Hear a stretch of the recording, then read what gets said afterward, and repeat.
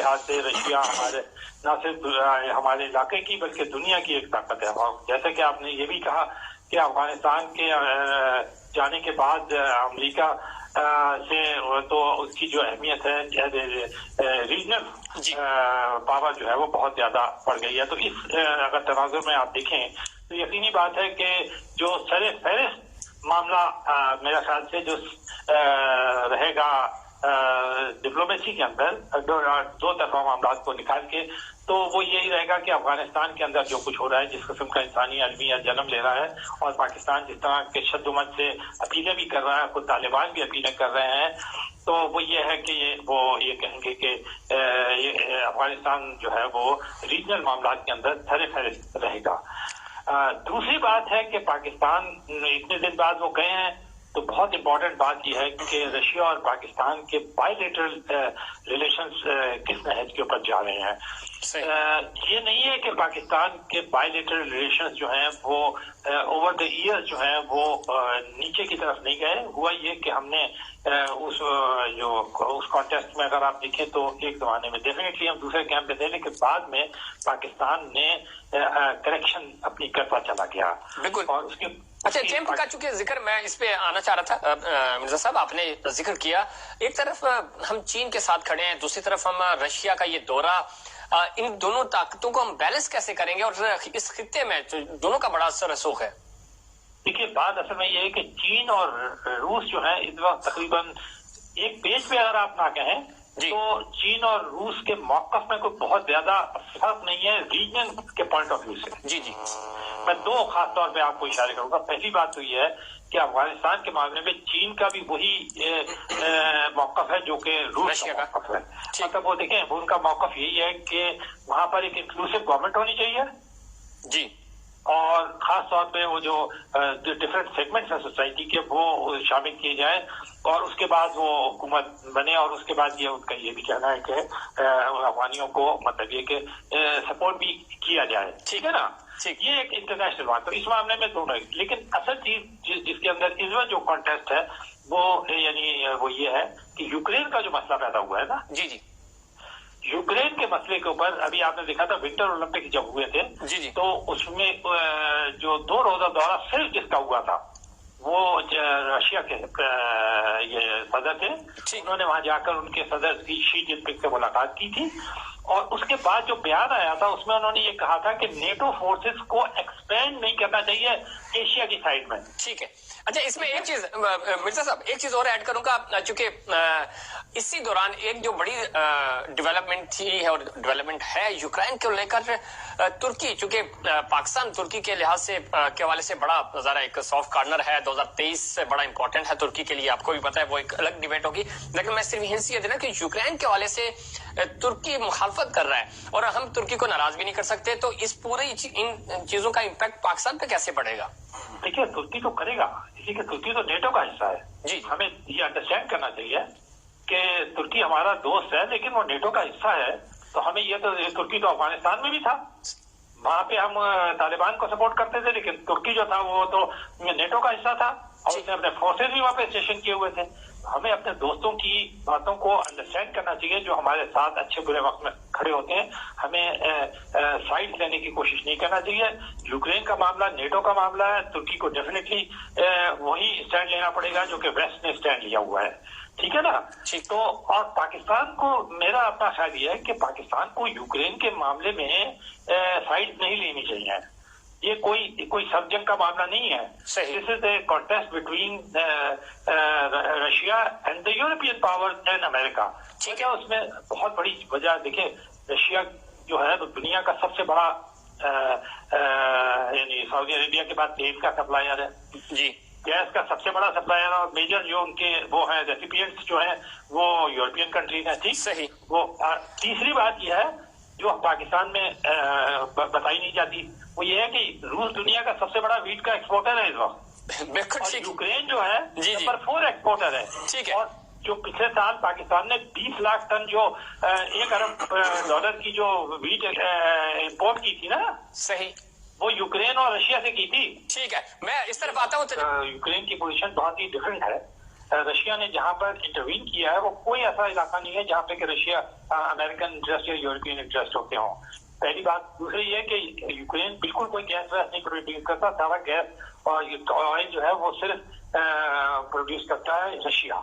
और यूक्रेन के पास बीच है, उसकी पाइपलाइन उसके थ्रू गुजरती है, जो नॉर्थ टू जो जर्मनी के साथ मुकम्मल हुई है अभी और जिसे स्टॉप कर दिया जर्मनी ने। पहली बात। दूसरी बात, मैं आपको एक बात बताऊं, रशिया ने क्या किया, क्रीमिया पे जो कब्जा किया है वो पहले भी उसी का हिस्सा था और वहां पे सारे के सारे रूसी बोलने वाले लोग हैं। ब्लैक सी का ये एक जजीरा, वहां पर उन्होंने, और अब ये जो डोनेट्स्क और लुहांस्क जो है यहाँ पे भी रूसी बोलने वालियों की अक्सरियत है। वहां पर 2014 से एक खाना जंगी की कैफियत है और वहां पर उन्होंने रिपब्लिक डिक्लेयर किया था। अब रशिया ने फौजें दाखिल नहीं की हैं, उसको पहले उन्होंने एक्नॉलेज किया है एज इंडिपेंडेंट स्टेट। सही। और अभी तो खुद आज ही अभी देखिए पुतिन साहब का स्टेटमेंट है कि अभी तक हमने कोई ट्रुप्स का भेजने का कहा है, भेजी नहीं है। बिल्कुल। सेकंड बात देखिए, ये है हायर डिप्लोमेसी का हिस्सा। आपको याद होगा ब्रसेल्स के अंदर अभी पिछले साल ही तो प्यूटन ने 3 घंटे तवील मुलाकात की और इसके ऊपर भी मज़ाकरात वो क्या कहते हैं समिट मज़ाकरात हो चुके हैं यूक्रेन के ऊपर भी। जी बिल्कुल। और ज़रा फादरलैंड डे बनाया जा रहा था, उस पर भी उन्होंने यही कहा कि हम सफारती हल ताकतें जो है ना जी कोई जंग नहीं करती हैं, वो अपने वो सिर्फ और सिर्फ वो ये देखें रूस किस चीज से बचा है। देखिए पिछली बार भी जब अमेरिका ने उसके ऊपर सैंक्शन लगाए थे ना ओबामा के जमाने में, तो आपको याद होगा कि उनका रूबल इतनी बुरी तरह से गिरा था कि उन्हें अपना सेंट्रल बैंक बंद करना पड़ा था। जी याद है आपको? बिल्कुल बिल्कुल। सेंट्रल बैंक के पता नहीं 7 दिन के लिए मसला था। इससे बड़ी कोशिश किया उसने प्यूटन ने बचने की। सही। ये कहना कि वो बहुत स्ट्रांग मैन है, ये है वो जगह बिल्कुल सही कह रहे हैं, लेकिन स्ट्रांग मैन होने का आजकल जो सारी डेवलपमेंट है वो तो घूमती है इक़्तिसादी मामलात के अंदर। जी क्या कर रहा है? क्या वो स्ट्रांग मैन का शी जिनपिंग जो है वो अपना रोल अदा करते नहीं, वो किस चीज से प्ले करते हैं? सर इक़्तिसादी आपने बात की, क्या गैस पाइपलाइन की जब बात हो रही है वो तो अपना हिस्सा उन्होंने कंप्लीट कर लिया। अब आपने देखा वो बंद कर लिया उन्होंने, जर्मनी ने आज पाबंदी लगा दी ना, उन्होंने कहा हम कोई गैस नहीं देंगे। दोनों का नुकसान है, आप ये ना समझिएगा। रशिया भी बहुत खौफजदा है, इस लिहाज से खौफजदा है, इससे डरे हुए हैं। उन्होंने बार बार ये जुमला कहा है, आपने देखा है उन्होंने गुस्ताखी माह के दरमियान के ये सारा वॉर हाइक जो है ये मगरबी ताकतों की तरफ से इसलिए बिल्ड किया जा रहा है ताकि वो रशिया पे पाबंदियां लगाएं और पाबंदियां लगाकर रशिया की जो तरक्की है उसको रोके। सही, ये उनका कहना है। अच्छा, माशी तौर पे जी कि वो इस पर कब्जा कर लें या उस पर कब्जा कर लें, उनकी कोशिश ये है कि बात भी उनकी मांग ली जाए किसी हद तक। उन्हें पता है 100% तो निगोशिएशन के बात नहीं मानी जाती। आप चाहे फौजी हिसाब से कुछ भी कर लें, और फिर 1928 का आपको पता है पेरिस एग्रीमेंट मौजूद है जिसके तहत आप किसी इलाके पे कब्जा रख ही नहीं सकते। बिल्कुल ठीक। अच्छा, एक चीज मिर्जा साहब, चूंकि स्टील मिल हमारे पास बड़ा जबरदस्त इदारा था और रशिया के ताउन से बड़ा काम हुआ, अब जाहिर है वो भी खत्म हो गया, चलो अब नए दौर का आगाज कहा जा रहा है। आपको लगता है कि तजारती सफारतकारी हमारी कोई स्ट्रांग हो सकेगी? कुछ बड़ी खबरें हमें कल मिलेंगी रूस से? देखिए, हमें ये एक्सपेक्ट नहीं करना चाहिए। ये बहुत बड़ी खबर है कि हमारे वज़ीर आज़म ने वहां गए और उनसे मुलाकात की। सही, ठीक है, इतने बुरे हालात के अंदर। इसलिए कि इस तस्वीर में एक चीज आपको याद रखिए, इंडिया और रशिया के ताल्लुकात आपको मालूम है किस कुर्बत के हैं? जी जी। S-400 जो मिसाइल डिफेंस सिस्टम है जो कि दुनिया के अंदर आयरन डोम सिस्टम का बराबर समझा जाता है, वो उसने वहां पर नष्ट किया है। और आप मुझे बताइए कि मिसाइल डिफेंस सिस्टम किसके खिलाफ काम में आएगा? सही, आप बताइए किसके खिलाफ काम आएगा? कौन?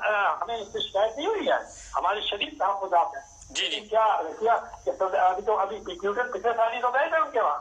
ठीक। तो वहाँ उन्होंने जाकर सबसे पहला काम ये किया कि वो जो 400 सिस्टम है, जो उनका जदीद तरीन मिसाइल डिफेंस सिस्टम है, वो अमेरिकन डिफेंस सिस्टम के बराबर और इसराइल का वो जो आयरन डोम। बिल्कुल।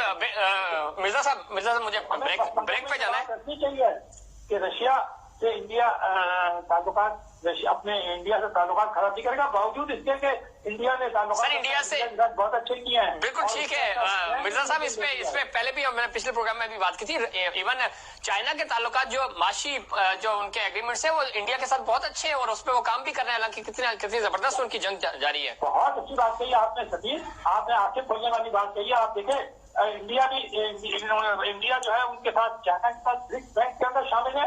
5 آدمی جو ہے رشیا، برازیل. بالکل میں آؤں گا، مجھے بریک پہ جانا ہے. میں فرقان صاحب کا ایک پوائنٹ شامل کر لوں، پھر میں بریک سے واپس آ کے جہاں ہم نے افغانستان کی صورتحال، روس سے تجارتی تعلقات اور ساتھ ہی ساتھ اسلامو فوبیا کے حوالے سے خاص طور پہ ڈسکشن ہوگی، بات چیت ہوگی. کس طرح دیکھتے ہیں اسلامو فوبیا، اور خاص طور پہ جب ہم ہندو انتہا پسندی کی بات کرتے ہیں، یہاں سے جو جس طرح کے بیانات آتے ہیں، اس ملاقات میں اس پوائنٹ کو اس ایجنڈے میں رکھا گیا ہے، کس طرح دیکھتے ہیں اس معاملے کو؟ یقینی بات ہے روس کے صدر نے ایسا کیا تھا کہ جب یہ اسلامی فوبیا کے اوپر ہمارے وزیر اعظم عمران خان نے بیانات دیے تھے اور انہوں نے کہا تھا کہ میں خود ذاتی طور پر اسے آگے بڑھاؤں گا، تو انہوں نے اس کے اوپر کیا کہا تھا کہ اسلامی فوبیا جو ہے انہوں نے کنڈیم کیا تھا ویسٹ کو، اور انہوں نے کہا تھا کہ یہ بالکل غلط ہے اور یہ مسلمانوں کے ساتھ بڑی زیادتی ہے، اور یہ بالکل انہوں نے صحیح کہا تھا. رشیا کا جو یہ سٹینڈ ہے یہ بہت اچھا ہے، ہمارا بھی وہی سٹینڈ ہے جو رشیا نے لیا، تو اس لیے ہم اسے بہت اپریشیٹ کرتے ہیں کہ انہوں نے اسلامی فوبیا کے اوپر جو مسلمانوں کا یعنی من حیث القوم جو سٹینڈ ہے، سارے مسلمانوں کا یہ سٹینڈ ہے، اس کے میں انہوں نے ہمارا سپورٹ کیا. اور اس پہ وزیر اعظم عمران خان نے خاص طور پہ یہ کہا تھا کہ میں اسے پرسنلی خدمت ہوئی اس پہ، مطلب کہ یقینی بات ہے جو بات ہوگی اس میں ہم تقریباً ہم اور وہ ایک ہی پیج پہ ہوں گے، وہ بھی ویسٹ کو کنڈیم کریں گے. اور یقینی بات ہے جو ویسٹ کے ساتھ ان کی وہ چل رہی ہے تو اس کے اندر وہ ان کی کنڈیم کرنے کی شدت بھی شاید تھوڑی سی زیادہ ہوگی، تو ہم اس سے فائدہ اٹھا سکتے ہیں. لیکن جو بات آپ نے کہی نا ابھی کہ جو ہمارے کو جو چیز کرنی چاہیے وہ ہے ٹھوس دو طرفہ تعلقات کو آگے بڑھانا اور اس کے اندر ٹریڈ کو.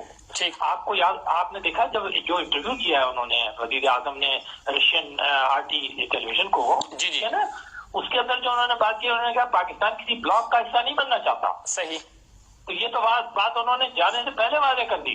صحیح. ہم کسی روسی بلاک کا حصہ بننے کے لیے نہیں جا رہے ہیں. ہاں. ہم تو صرف ٹریڈ کے تعلقات کو آگے بڑھانا چاہتے ہیں. آپ سمجھتے ہیں کہ یہ بیان دینا چاہیے تھا؟ مناسب ہے. سمجھتا ہوں کہ یہ ایک اصولی اسٹینڈ ہے. وہ ہم نے اس میں عملی طور پر کچھ بھی نہیں کیا ہے. پاکستان اور رشیا کا اگر آپ ٹریڈ دیکھیں تو وہ تو کچھ بھی نہیں ہے. اگر امریکہ کے حساب سے امریکہ ٹوٹل پاکستان کا جو والیوم آف ٹریڈ ہے اس کا 34% امریکہ سے ہو رہا ہے، باقی جو 24% 28% ہے وہ یورپین کنٹریز سے ہو رہا ہے. تو سب ملا کے 60% سے زیادہ تو آپ مغرب سے ٹریڈ کرتے ہیں. آپ کے ٹریڈیشنل پارٹنر ہیں جنہیں آپ فی الحال بدل بھی نہیں سکتے. وہ چائنا سے آپ کا ٹریڈ جو ہے صرف $6 بلین ہے، جبکہ آپ اسے بڑھانا چاہتے ہیں اور وہ بڑھانے کی بھی جو فگر آپ نے رکھی ہے 20-25 کی رکھی ہے، جبکہ انڈیا کا جو ٹریڈ والیوم ہے چائنا کے ساتھ وہ $100 بلین تو کراس کر چکا ہے. بالکل. تو اس لیے ہم عملی طور پہ تو کچھ کرتے نہیں ہیں، بولتے بہت ہیں. صحیح. اچھا، دوسری بات میں آپ کو یہ کہنا چاہتا ہوں کہ جو اسلامی فوبیا سے بھی متعلق ہے، تو اگر ہم کوئی اس قسم کی کسی وہ اس میں ہے، میں کہتا ہوں کہ سوچ میں ہے، ہمارے دماغ میں تصور ہے کہ رشیا جو ہے وہ مسلمان ملکوں کو سپورٹ کرے گا، تو یہ مجھے بہت مشکل لگتا ہے. اس لیے کہ دیکھیے پیوٹن کا تو ایجنڈا ہی ایک ہے. صحیح. وہ کہتے ہیں کہ وہ جو سوویت یونین کے زمانے میں جو پاور تھی اس کو وہ دوبارہ بحال کرنے کے لیے آیا. تو اس کا کیا مطلب ہوا؟ صحیح. اتنی وسطی ایشیائی ریاستیں مسلمان آزاد ہوئی ہیں، وہ انہیں دوبارہ اپنے قبضے میں لینا چاہتے ہیں. ٹھیک ہے. تو کیا ہمیں یہ پسند ہوگا؟ اور افغانستان میں بھی انہوں نے حملہ کیا تھا پہلا، تو جس کو ہم نے ریزسٹ کیا تھا. تو میں اصل چیز جو ہمیں کرنا چاہیے، اب وہ گزری ہوئی باتیں ہو گئی ہیں، اسے ہمیں بھول جانا چاہیے. رشیا کو بھی جس چیز کی ضرورت ہے وہ اقتصادی مضبوطی کی ضرورت ہے. میں نے آپ کو کہا نا جس چیز سے اور بھرپور اپنے تعلقات بنانے ہوں گے، نہیں رکھ سکے ہم، کانسٹنٹ نہیں ہے. یہ دورہ ہو گیا، اس کے بعد آپ کا فارن افیئرز کا کام ہے، آپ کے شاہ محمود قریشی صاحب کا کام ہے، اس کو کنٹینیو رکھیں. تو کب ہم اس طرف سنبھلیں گے، اس طرف سوچیں گے کہ ہمیں اپنے جو ہمارے تھنک ٹینکس ہیں، جو ہمارے وہ لوگ جو کونسولیٹس ہیں ان کو یوٹیلائز کریں، بزنس کمیونٹی کو یوٹیلائز کریں، ایجوکیشنسٹ کو، ہمارے اوپینین لیڈرز کو ہم یوٹیلائز کریں. ظفیر، میں آپ کو کہوں گا کہ آپ کی بڑی کنسسٹنسی ہے. आप बड़ी डिटर्मिनेशन से गुज़िश्ता 2-3 साल से बराबर ये बात कह रहे हैं कि हम अपनी जो जीनियस है, यानी यही आपका मतलब है ना? जी जी बिल्कुल, हमारा जो इंटेलेक्चुअल yes. वो हमारा वो है, उसको कब हम गियर अप करेंगे कि वो ये करे। और शाह महमूद कुरैशी साहब या कोई भी फॉरेन मिनिस्टर, जी जी ठीक है ना, वो यही जस्ट अ सिंबल है ना, जो भी कोई है वो आखिरकार हमारी इस फोर्स को, जो कि इंटेलेक्चुअल फोर्स है, इसको क्यों इस्तेमाल नहीं करता? वो जो आप जिसे लॉबिंग कह रहे हैं, बिल्कुल हम देखिए ना, इंटेलेक्चुअली आप उसे कन्विंस कर रहे हैं, आपको जाके क्या जरूरत पड़ी है कि कन्विंस करते फिर वजीर आजम को?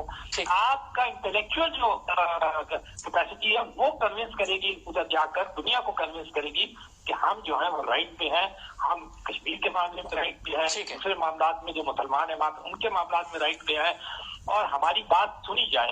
यकीनी बात है आजकल के जमाने में बात उसी की सुनी जाती है जो एक तो कन्विंसिंग हो, और सेकेंडली ये कि जो अपने अंदरूनी मामलात को मजबूत कर सके। ठीक है, हम अपनी बात को थ्रो कर। बहुत शुक्रिया मिर्जा साहब।